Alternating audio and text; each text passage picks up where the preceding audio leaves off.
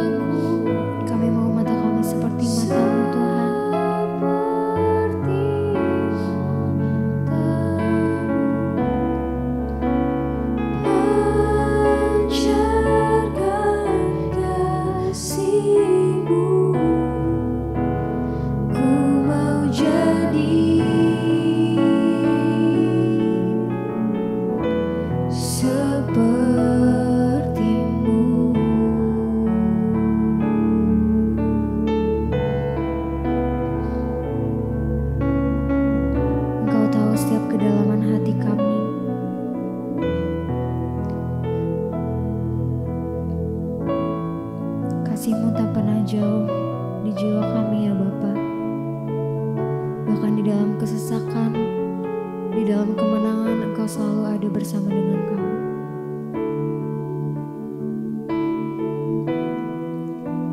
Sedang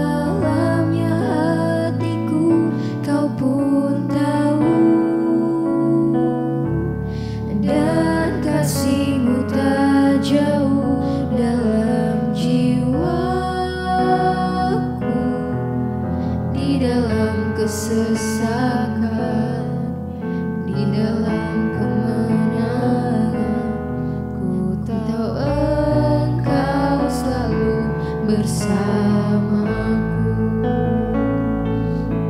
Sedalamnya hati kami, sedalamnya hatiku, Kau tahu, dan kasih-Mu tak jauh dalam jiwaku. Di dalam kesesakan kami, bahkan di dalam kemenangan kami, ku tahu Engkau selalu ada bersama dengan kami, ya Bapa. Mari lebih lagi kita naikkan pujian. Sedalamnya hatiku, Kau pun tahu, dan kasih-Mu tak jauh dalam jiwaku. Di dalam kesesakan, bahkan di dalam kemenangan, Kau selalu ada bersama dengan kami, ya Bapa. Kau selalu bersama. Mari lebih lagi kita nyanyikan. Sedalamnya hatiku, Kau pun tahu, dan kasih-Mu tak jauh dalam jiwaku. Di dalam kesesakan, di dalam kemenangan, ku tahu Engkau selalu bersamaku.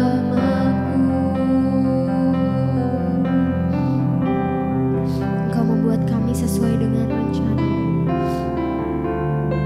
bahkan Engkau memegang setiap musim hidup kami. Kami mau serahkan semua kekhawatiran kami ke dalam tangan-Mu. Terima kasih Tuhan, Kau membuat kami sesuai rencana. Kau membuatku sesuai rencana-Mu. Kau memegang setiap musim hidup. Kau memegang setiap musim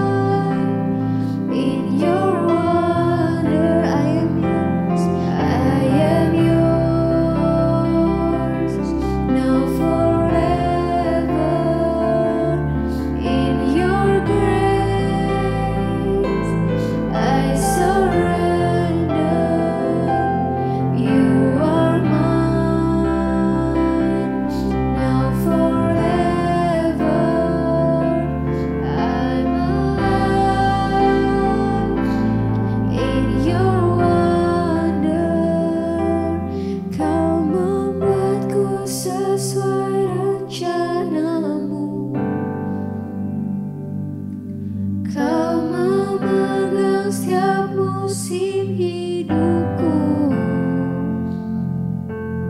Ku serahkan semua kekhawatiranku, ku milikmu.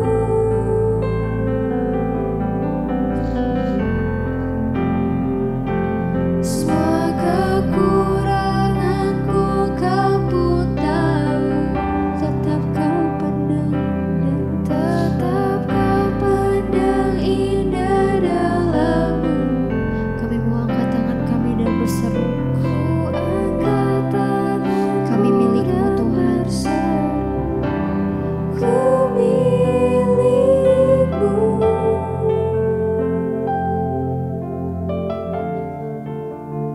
Terima kasih Tuhan, kami mengucap syukur buat siang hari ini kami boleh berjumpa kembali dalam acara, dalam ibadah online kami Tuhan. Kami mengucap syukur di hari Minggu ini Tuhan, izinkan kami boleh bersama-sama. Kami masih boleh ada Tuhan untuk menikmati segala kebaikan Tuhan, bahkan mendengarkan firman-Mu, mendengarkan tuntunan-Mu. Terima kasih Bapa. Karena itu Tuhan, kami membuka hati dan pikiran kami untuk mendengarkan firman Tuhan. Urapi hamba-Mu yang tidak ada apa-apanya, urapi setiap kami Bapa, agar kami boleh mengerti kebenaran firman-Mu dan sungguh-sungguh pikiran kami dapat diubahkan. Terima kasih Tuhan, dalam nama Yesus Engkau mengurapi setiap anak-anak-Mu, umat-Mu, jemaat-Mu. Kami boleh menangkap sesuatu yang dari Tuhan. Dalam nama Yesus kami berucap syukur, kami sambut firman-Mu, haleluya. Amin, amin. Iya saudara, shalom ya, kita berjumpa lagi di ibadah Sunday online pada hari ini. Saya ingin kita membaca dulu Ibrani pasal yang ke-10 ayat yang ke-19 mulai. Ibrani 10 ayat 19 di sana dikatakan, jadi saudara-saudara, oleh darah Yesus kita sekarang penuh keberanian dapat masuk ke dalam tempat kudus. Ayat 20, karena Ia telah membuka jalan yang baru dan yang hidup bagi kita melalui tabir, yaitu dirinya sendiri. 21, dan kita mempunyai seorang imam besar sebagai kepala rumah Allah. 22, karena itu marilah kita menghadap Allah dengan hati yang tulus ikhlas dan keyakinan iman yang teguh, karena hati kita telah dibersihkan dari hati nurani yang jahat dan tubuh kita telah dibasuh dengan air yang murni. Saudara, kita bersyukur lewat kematian Kristus kita boleh memperoleh jalan masuk ke dalam tempat kudus Tuhan. Kita tahu pertama kali manusia sudah jatuh ke dalam dosa. Ya, pertama kali ya iblis membujuk manusia itu lewat ya bujukannya, dia berkata begini, kalau engkau makan buah pengetahuan tentang yang baik dan yang jahat itu, maka pikiranmu akan terbuka. Dan engkau akan dapat mengetahui mana yang baik dan mana yang jahat. Perhatikan, manusia jatuh pertama kali di dalam dosa karena iblis menggoda dia untuk dia memiliki pikiran ya, supaya pikiranmu terbuka ya, dan engkau bisa tahu mana yang baik, mana yang jahat. Iblis menipu ya, dan dia berkata pasti pikiranmu akan terbuka. Dia tanamkan sebuah pikiran yang bertentangan dengan apa yang sudah Tuhan taruh. Dari awal manusia jatuh ke dalam dosa, itu kejatuhan awalnya itu di dalam pikiran. Tuhan sudah berkata semua pohon yang ada di taman ini boleh kamu makan kecuali satu itu. Ya, pohon tentang pengetahuan yang baik dan yang jahat. Jangan engkau makan, saudara. Tapi iblis ya masuk di dalam pikirannya manusia. Dan dia berkata, kalau kamu makan, matamu akan terbuka. Lalu pikiranmu akan terbuka dan engkau bisa membedakan. Engkau punya pengetahuan. Engkau punya pikiran tentang yang baik dan yang jahat. Dan engkau akan jadi sama seperti Allah. Ya, dari awal pertama kali manusia jatuh ke dalam dosa itu adalah pikirannya yang sudah berdosa, saudara. Karena manusia ingin menyamai Tuhan, dia merasa sombong. Dia pikir benar yang iblis tawarkan itu. Iblis bermain di dalam pikiran. Karena itu kita pikirannya harus dibasuh. Ya, jadi ayat ini berkata kita bersyukur karena kematian Kristus. Kedatangan Yesus ke dalam dunia itu membuka tabir. Pemisah yang tadinya kita ini terpisah dari Tuhan akibat dosa. Ya, lalu tabir itu terbelah menjadi dua. Tidak ada lagi yang dapat memisahkan kita dengan Tuhan. Kristus menjadi jembatan yang menghubungkan kita dengan Bapa, dengan kekudusan itu sendiri. Ya, dikatakan ayat 20, karena Yesuslah yang telah membuka jalan yang baru dan yang hidup bagi kita melalui tabir, yaitu dirinya sendiri. Ya, Allah dalam rupa manusia, Yesus Kristus datang ke dalam dunia, dirinya sendirilah yang memperdamaikan kita. Ya, dan kita mempunyai seorang imam besar sebagai kepala rumah Allah, yaitu Yesus. Karena itu marilah, ya, setelah kita menerima Kristus, ya, kita menerima pendamaian itu, dikatakan marilah kita menghadap Allah dengan hati yang tulus ikhlas dan keyakinan iman yang teguh. Oleh karena hati kita telah dibersihkan dari hati nurani yang jahat dan tubuh kita telah dibasuh dengan air yang murni. Hati kita harus, ya, dibersihkan dan tubuh kita harus dibasuh. Setelah kita dibersihkan hatinya dan dibasuh tubuh kita, termasuk otak dan pikiran kita ini yang ada dalam tubuh kita, dibasuh dengan firman yang murni, barulah saudara kita bisa menghadap Allah dengan hati yang tulus ikhlas, dengan keyakinan iman yang teguh. Oleh karena apa? Hati nurani kita telah dibersihkan dari hati nurani yang jahat dan tubuh kita telah dibasuh dengan air yang murni. Di dalam tubuh manusia itu ada pikiran di dalamnya, termasuk otak manusia harus dibasuh dengan air yang murni, yaitu apa? Firman Tuhan. Dengan kata lain, kita tidak mungkin bisa menghadap Tuhan dengan hati yang teguh, iman yang teguh, dengan keyakinan iman. Ya, dan kita tidak akan mungkin bisa akan menghadap Allah dengan hati yang tulus ikhlas kalau tubuh kita, otak kita, pikiran kita belum dibasuh dengan firman. Kenapa banyak orang tidak percaya diri dosanya diampuni? Karena dia tidak mengizinkan pikirannya, otaknya dibasuh dengan firman. Waktu saya pernah bersaksi, saudara, tentang seorang ibu yang mengirimkan kesaksian, bahkan saya sudah pernah baca. Dia berkata ketika dia jatuh, saudara, hidupnya terpuruk, dia jatuh di dalam, dia jauh dari Tuhan. Lalu pikirannya, iblis terus menuduh dia dalam pikirannya, kamu itu tidak berharga, hidupmu itu sudah hancur, hidupmu itu sudah rusak. Pada akhirnya dia hendak melakukan bunuh diri, mengakhiri hidupnya. Kenapa? Karena tuduhan dalam pikiran yang iblis taruh tadi. Tetapi dia berkata, saya bersyukur menemukan channel ibu dan saya menemukan kebenaran-kebenaran firman Tuhan. Lalu firman itu mencuci otaknya, membasuh tubuhnya.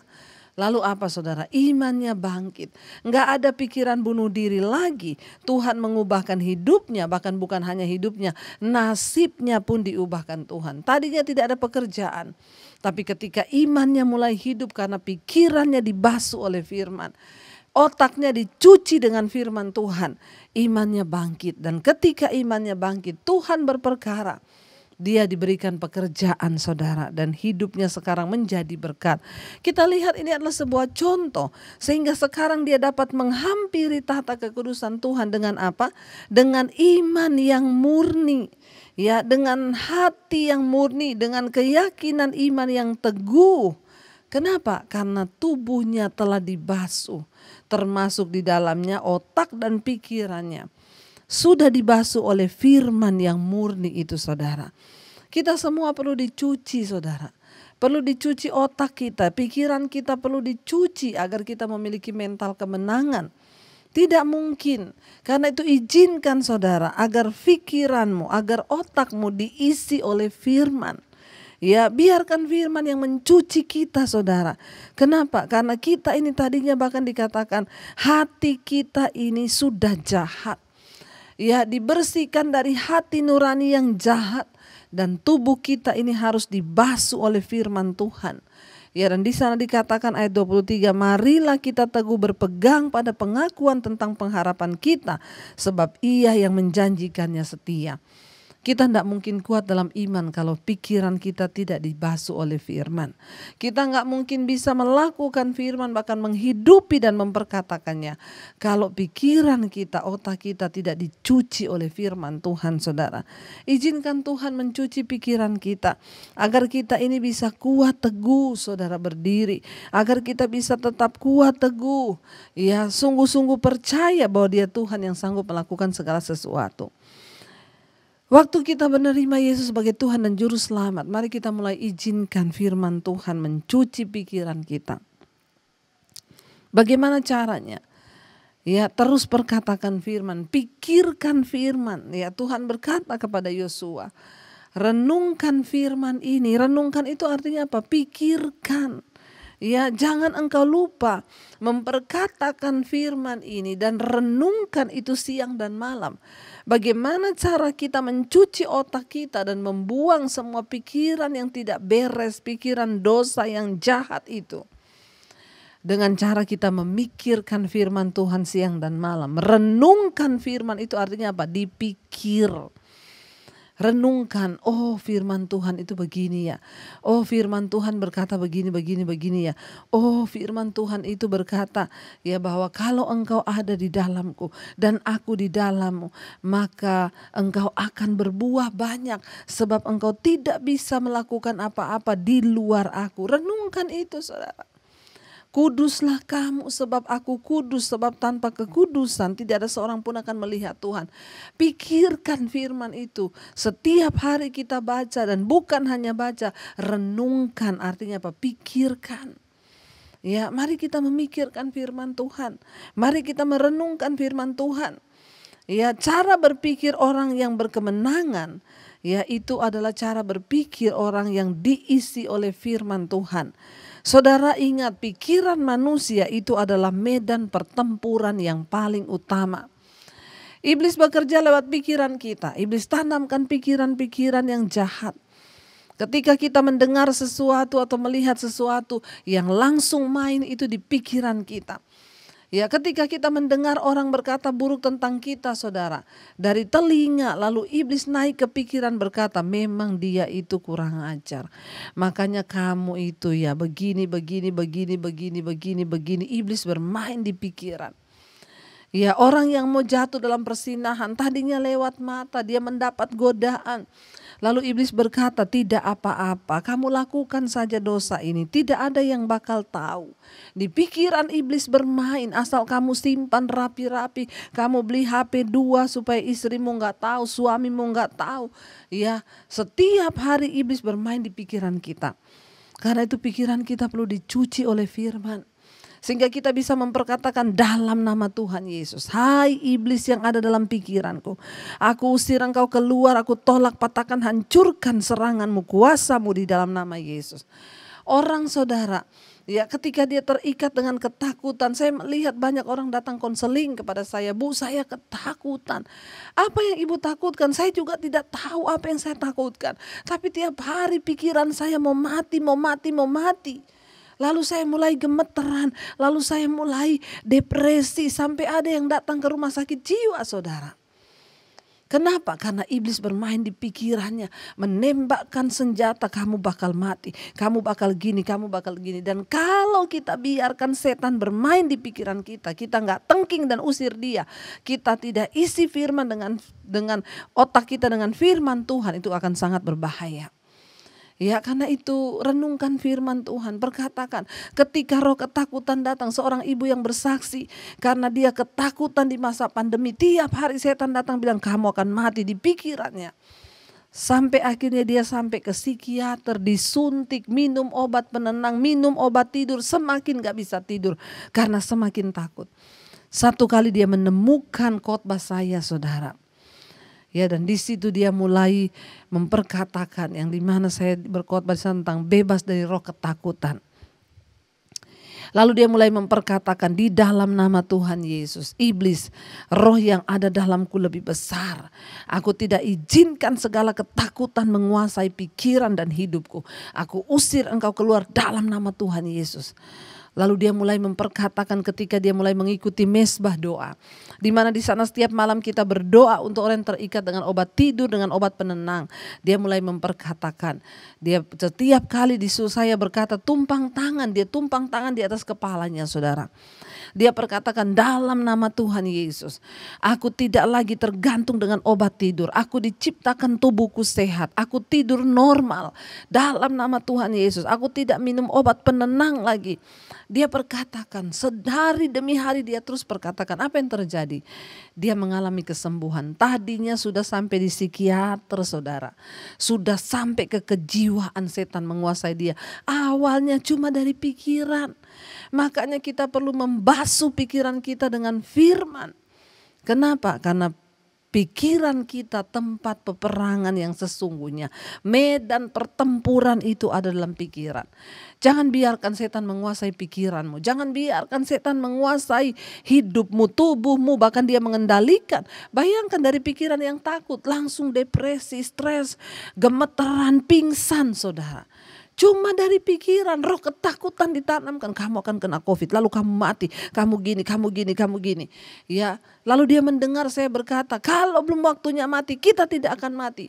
Hidup mati kita bukan di tangan COVID, di tangan Tuhan. Lalu dia mulai perkatakan, lalu dia disembuhkan. Perhatikan saudara, orang-orang yang memiliki mental kemenangan adalah mereka yang mengisi pikirannya itu dengan firman Tuhan. Kita perlu dibasuh oleh firman yang murni. Supaya kita dengan hati yang teguh, iman yang teguh dapat menghadap kepada tahta kasih karunia Allah. Jangan menyerah begitu saja, saudara. Engkau punya Tuhan yang besar. Engkau punya Allah yang hebat, yang sanggup melakukan segala perkara di hidup kita. Karena itu mari perkatakan setiap firman di dalam hidup kita. Biar kita mau merenungkan firman ini, saudara. Ya, kita mau katakan dan pikirkan, renungkan. Kita punya Tuhan yang besar. Tuhan yang sanggup melakukan segala perkara di hidup kita. Katakan pujian ini masuk meresap dalam hati dan pikiranmu. Sehingga apapun keadaanmu hari ini, perkatakan dengan iman sehingga pikiranmu itu tunduk, saudara, kepada firman Tuhan. Mari katakan dengan iman di hadapan Tuhan dan renungkan ini, masukkan di dalam pikiranmu.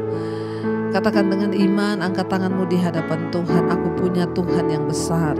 Aku punya Tuhan yang besar, yang telah berjanji dan sanggup menggenapi imanku. Sepakat percaya kuasanya, ku terima sekarang kemenangan dah. Lebih lagi katakan dengan iman, kami punya Tuhan yang besar, kami percaya. Aku punya Tuhan yang besar, yes, amin, yang telah berjanji dan sanggup menggenapi imanku. Bersepakat percaya kuasanya. Katakan, ku terima sekarang kemenangan dah. Sekali lagi saudara, ini sebagai satu ungkapan dan pernyataan. Aku punya Tuhan yang besar, yang telah berjanji, amin, dan sanggup menggenapi imanku. Bersepakat percaya kuasanya, ku terima sekarang kemenangan darimu. Kami percaya kami punya Tuhan yang besar, Tuhan yang sanggup melakukan segala firman yang sudah diucapkannya dalam hidup kami. Sehingga hari ini tidak ada satupun keadaan yang akan membuat hidup kami terpuruk ketika kami bangkitkan hati dan iman kami. kami ubah cara berpikir kami sesuai dengan firman Tuhan. Kami usir segala pikiran-pikiran kekalahan, pikiran-pikiran kerdil yang membuat kami menyerah, pikiran-pikiran yang menuduh hidup kami, pikiran-pikiran yang akan menakuti kami. Kami ikat, patahkan, hancurkan dalam nama Tuhan Yesus. Karena kami punya Tuhan yang besar, yang sanggup melakukan segala perkara. Itu yang akan kami taruh di pikiran kami. Iblis, engkau tidak berhak menembakkan pikiran ketakutan dalam hidup kami, pikiran kekalahan, pikiran menyerah. Kami tahu Tuhan sanggup mengubah hidup kami, Tuhan sanggup mengubah nasib kami, bahkan Tuhan sanggup mengubah penyakit kami menjadi kesembuhan. Pikirkan semua itu saudara. Hari ini mari saudara ikuti saya, taruh tanganmu di pikiranmu, di otakmu, di kepalamu. Katakan, Tuhan, dalam nama Tuhan Yesus, aku meletakkan tanganku di pikiranku. Biarlah semua firman Tuhan tertulis, terisi di dalam pikiranku. Semua firman yang aku dengar, yang aku baca, tertulis dalam pikiran aku. Mau renungkan itu. Biar pikiranku ini menjadi perbendaharaan firman Tuhan. Bukan kata-kata yang menakutkan, yang menyedihkan, yang melemahkan, tetapi pikiran positif yang akan menggerakkan hidup kami, yang akan menyembuhkan tubuh kami. Berkati umat-Mu Tuhan, anak-anak-Mu hari ini. Mereka yang terus setia berdoa, setia mencari Tuhan, bahkan setia memperkatakan firman-Mu, setia merenungkan firman-Mu. Hamba berdoa hari ini, pikiran mereka dibasuh oleh darah Yesus. Karena Tuhan yang beserta dengan kami sudah membasuh pikiran kami. Terima kasih Bapa, kami juga lepaskan berkat bagi bangsa dan negara kami. Indonesia dipenuhi oleh kemuliaan Tuhan. Semua penduduknya bertobat, berbalik dari jalan yang jahat, pikirannya dijamah Tuhan, sehingga mereka boleh melihat sesuatu yang dari Tuhan itu ada di atas bangsa kami. Berkati Bapak Presiden Jokowi, wakilnya, seluruh jajaran kabinet yang ada, bahkan TNI, Polri, Indonesia aman dalam tangan Tuhan. Terima kasih Bapa, Engkau juga terus memberkati setiap anak-anak-Mu yang terus setia berdoa, yang terus setia mencari wajah-Mu. Tuhan memberkati. Terima kasih Bapa, kami membuka hati dan tangan kami hari ini. Saudara, terimalah kiranya berkat dari Allah Bapa, cinta kasih Tuhan Yesus Kristus, penyertaan Allah Roh Kudus menyertai hidupmu. Mulai hari ini bahkan sampai kali yang kedua Tuhan Yesus datang menjemput kita, namamu tercatat dalam kitab kehidupan. Dalam nama Tuhan Yesus yang percaya diberkati, katakan bersama, amin, amin, amin. Tuhan Yesus memberkati. Shalom dan salam kemenangan.